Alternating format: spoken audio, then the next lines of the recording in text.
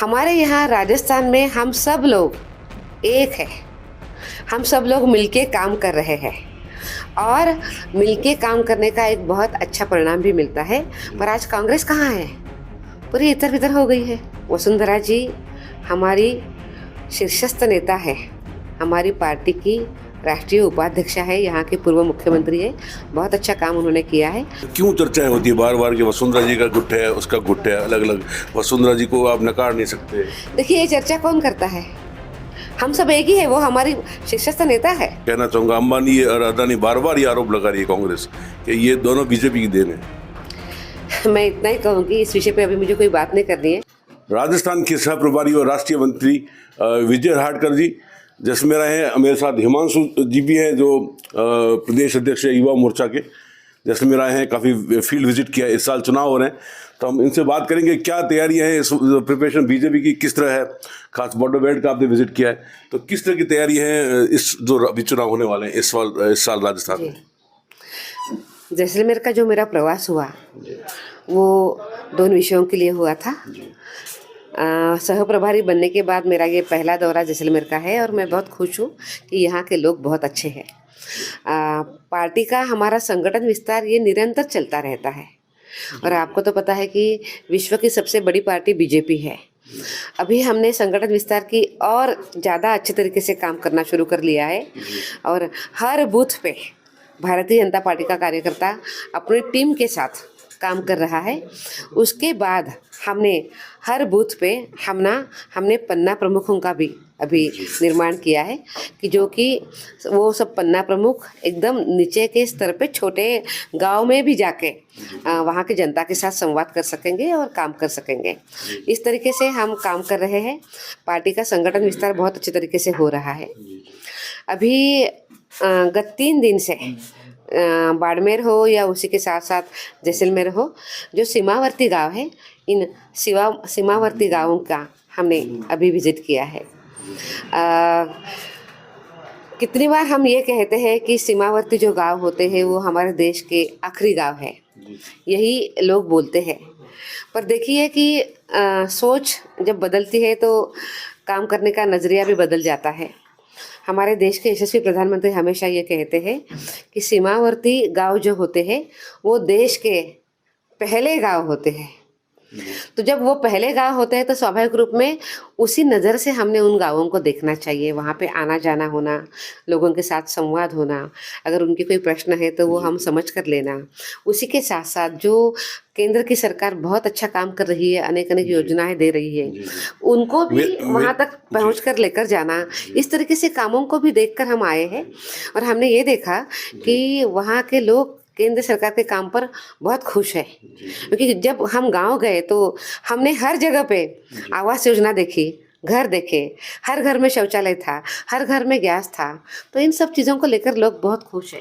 मेरा सबसे बड़ा सवाल है, इस साल चुनाव हो रहे हैं राजस्थान में, बीजेपी के लिए कितना बड़ा चैलेंज होगा? क्योंकि कई प्रकार के, देखो, आपसी गुटबाजी कहते हैं, चाहे कई प्रकार के और चैलेंज हर बूथ तक पहुंच रहे हैं। तो किस तरह चैलेंज है ताकि बीजेपी इस बार सत्ता में वापस लौटे? तो आपके सामने कितने बड़े चैलेंज हैं? देखिए, हम इस बार पक्का सत्ता में आएंगे और वो भी 2/3 बहुमत लेकर आएंगे। उसके अनेक कारण हैं। सबसे पहला तो कारण ये है कि माननीय मोदी जी ने बहुत अच्छी कल्याणकारी योजनाएं करी है जो बहुत इफ़ेक्टिव है और आम लोगों को बहुत अच्छा लाभ दे रही है। तो लोग खुश हैं, काम उनके हो रहे हैं। लेकिन सबसे बड़ा चैलेंज जो है जी, जो आप कह रहे थे, हमारे यहाँ राजस्थान में हम सब लोग एक है। हम सब लोग मिलके काम कर रहे हैं और मिलके काम करने का एक बहुत अच्छा परिणाम भी मिलता है। पर आज कांग्रेस कहाँ है? पूरी इधर बिधर हो गई है। कोई जनता के लिए सोच नहीं रहा है। सब जो सोच रहा है वो कांग्रेस का हर एक नेता खुद के लिए ही सोच रहा है। जनता के लिए काम करने का कोई भी उनका मन नहीं है। जिनके मन में जनता के लिए कोई सम्मान नहीं है, उनके लिए कुछ करना नहीं चाहते हैं, बस खुद का स्वार्थ देखना चाहते हैं, ऐसे लोगों को जनता कभी खड़ी नहीं करती है। लेकिन सियासी चर्चाएं ये है कि वसुंधरा जी के अभी पोस्टर में भी एंट्री होगी। पहले तो मोदी जी नड्डा जी के साथ साथ ये कटारिया जी और सतीश पूनिया जी के पोस्टर होते थे, अभी उसमें वसुंधरा जी की भी पोस्टर में एंट्री हुई। तो क्या क्या कहती है, ये जो ट्विस्ट हुआ है इसके बारे में क्या कह रहे हैं? देखिए, एक बात आप ध्यान रखिए कि भारतीय जनता पार्टी राजस्थान में पूरे देश भर में हमेशा एक है, मिलके काम करने वाली है।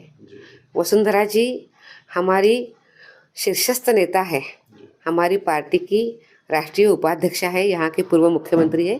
बहुत अच्छा काम उन्होंने किया है और आज आपने देखा होगा कि हमने सभी ने मिलकर काम किया, इसीलिए कांग्रेस सरकार के खिलाफ जो हमने जन आक्रोश यात्रा करी वो हम बहुत सफल कर पाए।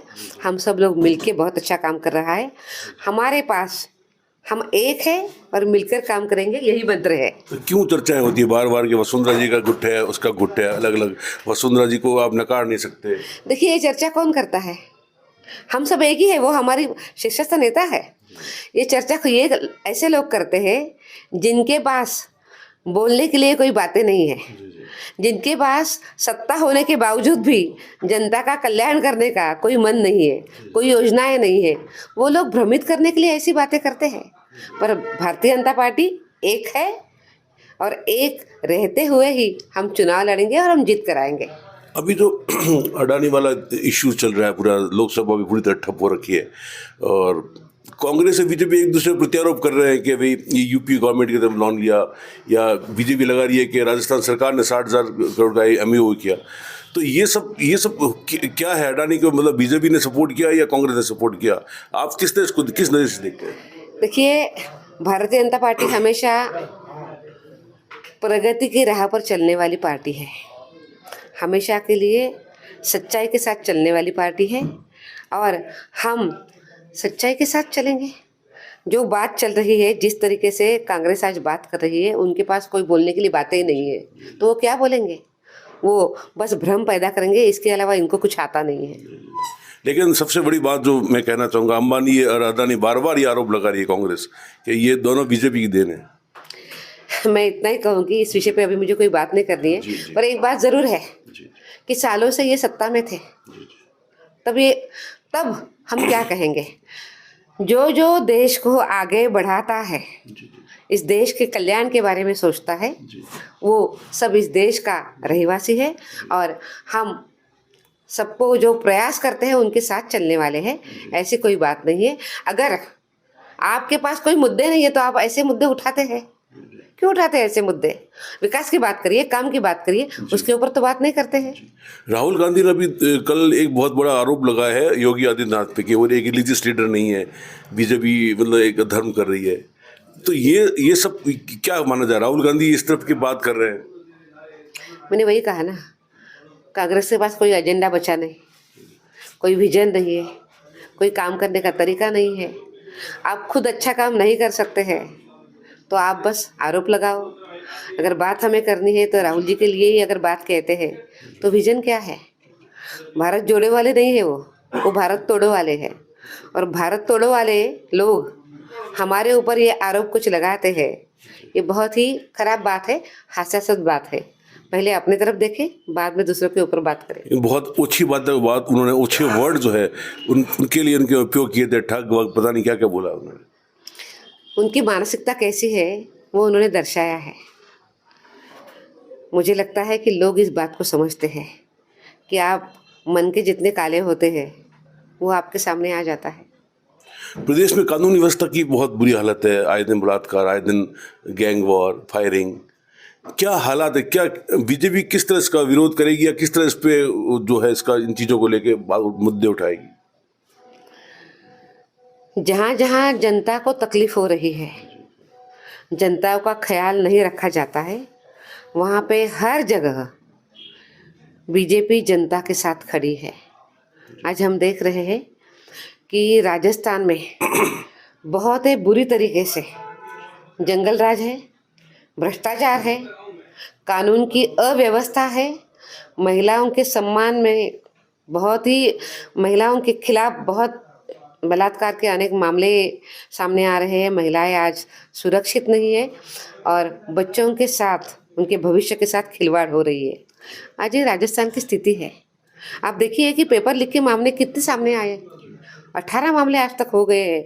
राजस्थान एक ऐसा प्रदेश है जो ऐतिहासिक प्रदेश है इस मामले में, कि जहाँ पे एक भी परीक्षा ठीक से नहीं हो पाई, बच्चों के भविष्य ही पूरे खराब हो गए हैं।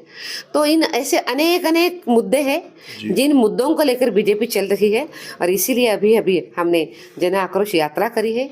इस यात्रा को बहुत अच्छे तरीके से लोगों ने रिस्पांस दिया है, क्योंकि जनता बहुत तकलीफ में है। भारतीय जनता पार्टी इन सब चीज़ों का विरोध करती रहेगी, जनता के साथ चलती रहेगी। ये थे भाजपा की राष्ट्रीय मंत्री विजया जी, जो बता रही थी बीजेपी पूरी तरह एक है, और जहाँ तक जो जनता से जुड़े सवाल है, जनता के जुड़े समस्या है, उसको लेकर बीजेपी हर समय उनके साथ खड़ी है। उनके मुद्दों को हल करने के लिए पूरी कोशिश रहेगी। इनका ये कहना है कि इस बार चुनाव है तो पूरी तरह अभी बॉर्डर बेल्ट के एरियाज में ये लोग विजिट कर रहे हैं और संगठन को और मजबूत करने की हर तरह से प्रयास किए जा रहे हैं। विमल भाटिया, जैसलमेर, राजस्थान तक के लिए।